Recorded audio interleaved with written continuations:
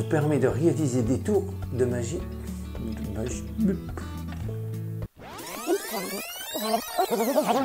Quelle est la différence entre ces deux jeux de cartes?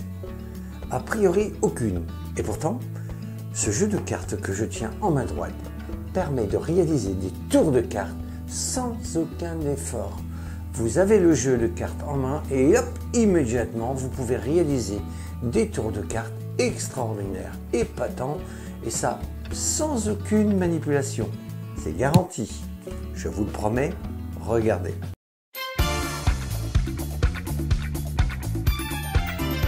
Alors voilà ce fameux jeu de cartes qui vous permet donc de réaliser des tours sans aucun effort. On appelle ce jeu de cartes un jeu de cartes biseauté. Alors, qu'est-ce qu'un jeu de cartes biseauté? Vous allez me poser la question. Mais qu'est-ce que c'est que ça? Mais qu'est-ce que c'est que ça? Eh bien, un jeu de cartes biseauté est un jeu de cartes qui est truqué. Eh oui. C'est pas possible. Mais ça ne se voit strictement pas. En effet, regardez, je vais ouvrir ce jeu de cartes. Au lieu d'être un jeu de cartes parfaitement rectangulaire, eh bien, ce jeu de cartes est trapézoïdal. Je ne comprends rien. La géométrie. Oui, géométrie. Trapézoïdal, c'est-à-dire plus large d'un côté et moins large d'un autre côté dans la largeur. Plus large, moins large. Voilà, ça forme un léger trapèze, mais attention, de quelques millièmes de millimètres. Alors, grâce à ce jeu de cartes, vous allez pouvoir réaliser des centaines de tours de cartes. C'est à vous d'imaginer les tours. Je vais vous en proposer 4 aujourd'hui, 4 tours que vous pouvez réaliser à tout moment grâce à ce jeu de cartes qui ne nécessite aucune manipulation. 4 beaux tours. À vous d'imaginer d'autres tours. Il existe même des livres où on apprend d'autres tours avec des cartes biseautées. Alors je vous ai mis un lien dans la description qui se trouve sous la vidéo. Et donc aussi pour trouver ce jeu de cartes, je vous ai mis aussi un lien dans la description qui se trouve sous la vidéo. Donc 4 tours que vous allez pouvoir réaliser vous d'une manière facile. Regardez, c'est tout de suite. Alors voilà le premier tour que je vous propose avec ce fameux jeu de cartes biseautées. Vous donnez le jeu à mélanger à un ami, il peut le faire autant de fois qu'il le souhaite. Vous reprenez le paquet et vous allez former sur la table un premier paquet. Vous allez en faire un deuxième, ensuite vous allez en faire un troisième et ensuite même un quatrième, comme ceci. Voilà, 4 paquets. Le jeu a été entièrement mélangé donc par votre ami. Et vous lui dites, voilà, j'ai coupé à 4 endroits différents et ce qui est incroyable, c'est que, regarde, j'ai un as, pourtant tu as mélangé, un autre as, encore un as et encore un as. Ce qui est incroyable, le jeu mélangé et pourtant vous avez coupé sur les 4 as. Le truc est très simple, regardez comment cela fonctionne. Vous allez tenir le jeu de cartes de la manière suivante. Toutes les cartes sont dirigées dans le même sens, c'est-à-dire la partie large dirigée vers le public et la partie moins large vers vous. Par contre, les 4 as, vous les retirerez avant de présenter le tour à vos amis, mais vous les mettrez dans l'autre sens, c'est-à-dire que la partie large des as sera dirigée vers vous et la partie moins large vers le public. Tout simplement. Donc vous les placez à 4 endroits différents. Voilà, donc 4 endroits différents, tout simplement, comme ceci. Voilà. Voilà. Et voilà, comme cela. Ainsi, lorsque vous allez placer vos doigts sur les côtés latéraux du jeu de cartes, vous allez sentir 4 cartes qui sortent légèrement du paquet de cartes et ce seront forcément les 4 as qui, eux, sont dirigés dans l'autre sens, c'est-à-dire la partie des 4 as moins large est dirigée vers le public alors que la partie plus large est dirigée vers vous, tout simplement. Le paquet de cartes peut être mélangé autant de fois que vous le souhaitez par votre ami et il vous suffira tout en parlant de glisser vos doigts sur le jeu de cartes pour sentir les as. Donc forcément vous posez les parties sur la table sans les retourner bien sûr, tout en discutant. Vous dites voilà, tu as mélangé les cartes autant de fois que tu le souhaites, voilà, comme ceci, voilà, comme cela. vous les placez sur la table. Donc voilà, tout en discutant, voilà, comme ceci. Voilà. Et les quelques cartes qui vous restent en main, qui sont sous ces 4 as, vous les disposez comme ceci, tout en parlant. Vous dites voilà, tu as mélangé les cartes autant de fois que tu le souhaitais, et pourtant c'est incroyable. Je viens de réaliser un tour sensationnel, regarde, ce sont les 4 as. Donc vous montrez qu'effectivement, ce sont les 4 as. Alors pour vos amis, c'est un tour extraordinaire. Les cartes ont été mélangées et pourtant, vous arrivez à sortir les 4 as tout en coupant le paquet un petit peu au hasard, mais pas vraiment au hasard. Le deuxième tour que je vous propose avec ces cartes biseautées. Vous demandez à quelqu'un de venir à votre table. Vous lui demandez de prendre une carte, imaginons qu'il prenne celle-ci. Vous lui dites très bien, regarde cette carte, donc la dame de trèfle. Présente à tout le monde, vous lui dites de remettre sa carte dans le paquet. Vous pouvez lui demander de mélanger le jeu de cartes autant de fois que celui-ci le souhaite. Vous lui dites maintenant, je vais te demander de retenir ce paquet de cartes entre le pouce d'un côté et les doigts de l'autre, ce que votre ami réalise. Vous lui dites, je vais recouvrir ce paquet de cartes, voilà, comme ceci. Donc, pendant que votre ami tient le jeu de cartes, vous recouvrez le jeu de cartes avec un foulard. Vous dites, quelle est ta carte? Celui-ci dira, dans cet exemple, dira la dame de trèfle. Eh bien, vous glissez une carte à l'extérieur du paquet. Vous dites, c'est la dame de trèfle. Et effectivement, c'est la dame de trèfle. Alors que celui-ci tenait le jeu en main, il a mélangé les cartes. Vous avez retrouvé sa carte, malgré la présence du foulard. Alors, le principe du tour est toujours le même, hein, toujours avec ce jeu de cartes biseautées.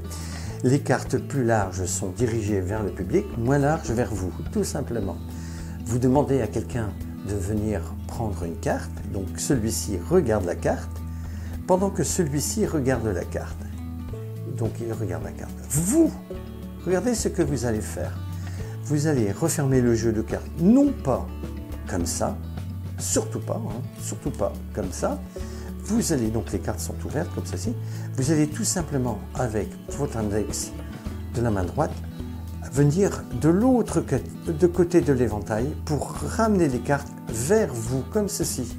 Il faut que ce soit d'une manière naturelle. Regardez bien, donc votre ami a pris une carte, donc vous tenez le jeu comme ceci, tout en discutant, vous ramenez les cartes de la gauche vers la droite, c'est-à-dire les cartes plus larges viendront maintenant vers vous et les cartes moins larges vers le public, tout simplement.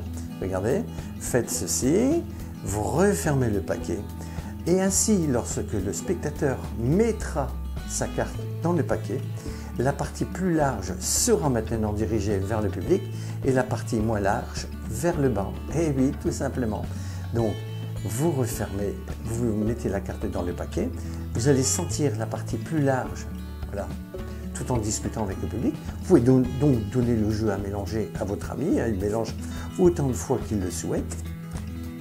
Donc, il vous suffira tout simplement ensuite de faire tenir ce paquet de cartes en main par votre ami.